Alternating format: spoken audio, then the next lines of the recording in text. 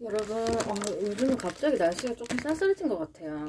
감기 조심하세요. 일단 오늘은 격에 대해서 저희가 어떤 사주풀이에서 많이 중요한 부분이 월지랑 월간이고, 월 특정 계절에서 주는 영향력이 중요하고, 일간과 자기 자신과의 월의 관계를 봤을 때 일간과의 관계에서 있어서 인성이 월에 놓이면 인성격이고, 제가 놓이면 제격이고, 뭐 관이 놓이면 관성격, 이렇게 격이 있었어요. 그래서 격의 종류가, 제격 같은 경우는, 재성이 놓여진 경우는, 편제가 놓여지고 편제가 발달된 경우는 재물 유통을 하거나, 어, 정제도 마찬가지예요. 정제도 재를 다루는 일을 해야 된다 그랬잖아요. 그래서 소유한 재산을 관리하거나 월급을 관리하거나 금전을 관리하는 그런 계통의 어떤 재물과 관련된 일에서 두각을 낸다 그랬어요. 제격 사주가. 그리고 두 번째 관살격은 정관격, 편관격을 얘기하는 거예요. 일단은 관이 나를 제어하고, 내가 여기서는 이렇게 하면 안 되고 내가 최종적으로 가야 할 곳이 바로 관살이라 그랬어요. 그래서 반드시 없는 경우도 있지만, 관살이 없으면 어쩔 수 없이 식재를 살려서, 기술을 살려서 예능 쪽으로 가거나, 관살이 없을 경우에는 독자적으로 하는 일에서 두각을 내지만 관살은 있어줘야 된다고 그랬어요. 그래서 관살격일 경우는 일단은 어떤 조직이나 어떤 단체의 법 질서나 유지를 관리하는 일에 적합했고요. 인수격은 인성격을 말하는 거예요.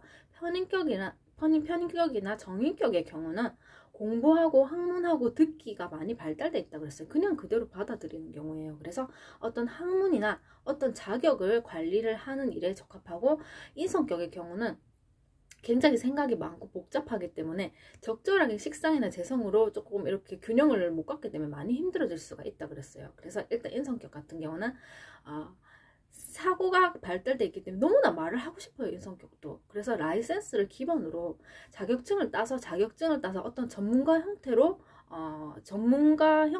어떤 자신의 자격이나 어떤 학문을 관리하고, 학문에 대해서 인성격으로서 뭐 상담을 하거나, 뭐 선생님인 경우도 인성격이신 분들이 많았어요. 그 다음은 태생적으로 완전 많은 재주를 갖고 태어난 거예요. 식상격이에요. 어깨 쪽으로 자동으로 내가 노력하지 않아도 나의 끼가 기본적으로 바로 방출이, 어깨 쪽으로 에너지가 방출되는 격이 바로 식상격이었어요. 그래서 식상격은 이미 태생적으로 잘 먹고 잘 살 수 있는 어떤 그런 거를 태생적으로 가지고 태어났다. 그래서 어떤 재능을 갖고 태어났고 생산의 재주가 있는 거예요. 식신은 또 자신의 일간을 똑같은 모양으로, 음양이 같은 모양으로 뽑아서 설계가 된 거라서, 식신이 발달된 사람은 태생적으로 요리를 하거나 만들기를 잘하는 거예요. 만들고 요리하고 표현 잘하고 말 잘하고, 그리고 식신상관 두 가지는 영업적으로 딱 소질이, 영업적으로 딱 제격인 거죠. 그래서 오늘은 그러면 이렇게 많은 격들이 있었는데, 뭐 정관격이나 식상격이나 요런 격만 있으면 좋은 거 아닌가 해도 좋긴 좋아도, 거기에 걸맞게 조금 더 좋은 조건을 갖고 이러한 격을 갖고 있는데 또 요런 게 있으면 안 좋고, 요런 거에 대해서 알아보실게요. 그래서 일단은 예를 들어 식상격이 성격이 되려면 이런 조건이 있어야 된다. 이 말이 무슨 말이냐면, 이 사주 자체도 좋지만 진짜 좋은 사주가 되기 위한 조건이, 진짜 좋게 된 경우가 바로 성격이고, 그 성격이 되지 않으면 분명히 그러한 재주는 있지만 그 재주가 조금 더 부정적으로, 예를 들어 식상격이라고 할지라도 일간이 너무 신약하고 일간에 근이 없고 뿌리가 없다면은 이 식상 자체가 조금 사주는 중화의 원리고 균형인데, 일간이 신체가 너무 작고, 식상 자체는 팔을 상징하는데 몸은 너무 작고 팔이 식상이 너무 많게 되면 이것도 분명히 문제가 있는 거잖아요. 그래서 좋은 사주가 되려고 하고 균형을 찾기 위해서, 즉 성격이 되기 위한 성격된 사주를 한번 보실게요. 성격이 무엇인가. 그래서 일단 첫 번째, 정관격일 경우에 월에 정관을 두고 있는 경우는, 예를 들면 제가 신금이라는 보석 은금으로 태어난 거예요. 그러면 이 보석은 이미 태생적으로 사랑을 받고 예쁘고 반짝거리고 뭐 이런 걸 많이 타고났지만 이 보석만으로는 안 되고 이 보석을 내가 조금 더 적극적으로 보석을 어필할 수 있는 부분이 있어야 된다 그랬어요. 그래서 이 보석은 네임드가 있어야 되잖아요. 그럼 뭐 보석도 종류가 많은데 어느 보석이냐가 참 중요하잖아요. 그래서 그 보석의 소속인 어떤 브랜드 명성, 명예를 상징하는 게 바로 관살이란 말이에요. 제가 금일간으로 보석으로 태어났는데 제가 어느 소속인지 나의 직장을 상징하는 거예요. 그래서 직장을 상징하는 경우인데, 그래서 정관격일 경우는 예를 들면 신금일 경우에 병화가 바로 정관인 거죠.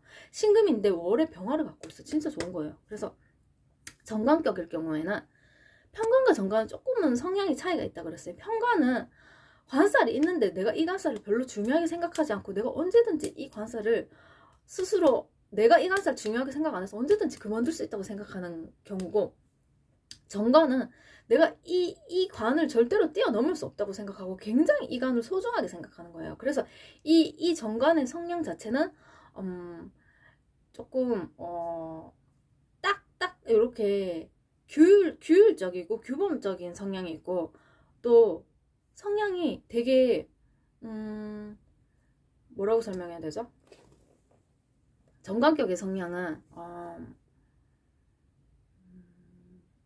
같이 가는 걸 좋아하고 다른 사람들과 항상 팀으로 같이 가는 걸 좋아하고 막 이렇게 스스로 해결하려고 하는 그런 독립적인 성향이 정관격의 성향이거든요. 그래서 정관격이 성격이 되기 위해서는 정관격 중에서 정관격을 관봉제인이라고 해서 그 사주 자체에서 형충파해가 없어야 된다. 정관격일 경우에는. 그 다음 두 번째는 제격이에요. 제격은 아까 재물을 유통시키는 편제격이 있었고, 또 그대로 재물을 갖고 있는 정제격이 있었어요. 그래서 제격 사주에서 좋은 성격이 되려면 첫 번째 제왕생관이 돼야 된다. 이게 무슨 말이냐면 제가 제격인데 제가 많고 제가 왕해야 되고, 일단 왕하려면 일단은 일간이 약한 상태에서 제가 많으면 제다가 되는 거고, 일간이 왕한 상태에서 제가 많으면 제왕이 되는 거예요. 제가 왕하면 관살이 있잖아요. 제가 왕하면 자동으로 재물이 자신의 직장, 자신의 틀을 생조해서 제가 강하면 자동으로 관살이 튼튼해지는 거예요. 그게 바로 제왕생관이고요. 그래서 재를 보호하는 경우고, 그 다음 두 번째는 재용식상이에요. 재용식상 같은 경우는 제가 그랬잖아요. 식상격이 좋긴 좋지만 반드시 일간이 신강해야 된다. 그렇지 않으면 근이라도 강해야 된다라고 했어요. 뿌리라도 강해야 된다 해서 일단 신강하거나 비겁이 강한 게 기본으로 와주고 거기서 식상이 와주는 경우를 재용식상이라고 하고, 그 다음 제격패인이라는 표현이 있는데, 재성과 인성이 예를 들어서 일간을 자기 자신을 첫 번째로 설계시키는 게 식상이고, 자신의 사고랑 재성이 재물이 연결되는 경우가 있다 그랬어요. 우리 앞에서 제가 설명드렸는데, 사람이 살아갈 때 있어서 반드시 있어줘야 될 거, 반드시 풀어먹을 수 있어야 될 게, 일간 자기 자신을 중심으로 자기 자신이 풀어먹을 수 있어야 되는 게 식재간이 있거나 아니면 재간인이 있어야 되는데, 만약에 식상이 없는 건 좀 안타깝지만 정 없으면 인성이랑 재성을 연결시키자 그랬어요. 그래서 인성이랑 편재가 연결된 사주가 좀 좋은 경우가 있다 그랬어요. 그래서 재성과 인성이 연결이 되어 있는데 합의되거나 잘 소통이 돼 있는데, 만약에 재성과 인성이 서로 극이 되고 소통이 안 되는 거예요. 그럴 경우를 제격패인이라고 하는 거예요. 그래서 극이 되면 안 좋다는 거죠. 재성과 인성이 합이 들거나 재성과 인성이 상생이 되거나 그렇게 서로 소통이 잘 되는 경우가 좋습니다. 그 다음 인수격인데요. 인수격은 사고가 발달된 자기 생각이 발달된 사주라 그랬어요. 그래서 정인격, 편인격이 있는데 조금은 결이 틀리다 그랬어요. 비슷한데도 정인과 편인은 성향이 조금 틀리다 그랬어요. 그래서 이 성격이 되기 위해서 인수용관이라는 표현이 있는데, 인성과 관살이 인성은 사고고 관은 내가 억제하는 거고 내가 다녀야 할 직장이잖아요. 인성과 관살이 관인상생이 되면 직장 생활을 잘하고 이렇게 사람들이랑 팀워크가 좋고 막 같이 잘 갈 수 있는 거라 그랬잖아요. 근데 인성의 비율과 관살의 비율의 세력이 비슷한 거예요. 예를 들어서 인성이 너무 많고 관살이 약하면 인성이 너무 많은 게 부정적으로 작용되는 거고, 인성이 너무 작고 관살이 너무 많게 되면 이 너무 많은 관으로 인해서 건강이나 여러 가지 문제적으로 힘들어질 수 있다 그랬어요. 그래서 인성과 관살이 세력이 비슷하다. 비슷할 경우를 인수용관이라고 합니다. 그 다음에 인용식상이라고 하는데, 아까 했던 표현이랑 똑같아요. 인성과 식상이 참 필수적으로 있어줘야 되는 경우라 그랬잖아요. 듣기 영역이 인성이고 표현 영역이 식상인데, 식상만 발달되고 인성이 없으면 안 좋고, 인성만 발달되고 식상이 없으면 아는 건 많은데 표현을 못한 사람이 된다 그랬어요. 그래서 인용식상이라고 하여서 인성으로 일간이 일단 신강하다, 강하고 튼튼한 신체에 식상이 잘 발달돼 있는 경우를 인용식상이라 그랬어요. 인성을 용하게 쓰고 식상을 쓰는 경우에 인수격에서 반드시 식상이 있어야 된다고 얘기를 해주고 있잖아요. 그 다음 인다용제인데요. 인성다장과 인성이 너무 많아, 생각이 너무 많아, 복잡해. 내가 그 생각 하고 싶지 않은데 계속 여러 가지 어떤 A라는 물건에 대해서도 끝없이 생각이 뻗어나가고, 어떤 사람을 내가 싫어하는 게 아닌데 뭔가 이렇게 생각을 하다 보면 너무 이렇게 가지치기 해서 복잡한 생각으로 뻗어나가는 거예요. 그러면 분명히 인성은 식상으로 잡거나 쟤를 어떻게 재화시켜야 된다고 그랬어요. 그래서 근데 이런 경우가 있어요. 인성 다자인데 그냥 인성 다자면 좀 슬프다 그랬잖아요. 근데 인다자인데 사실 알고 보니까 숨은 지장간에 재성을 겉으로 드러내는 것도 나쁜 건 아니지만 재성을 장독대 속에 지장 안에 묻어두는 것도 나쁘진 않다 그랬어요.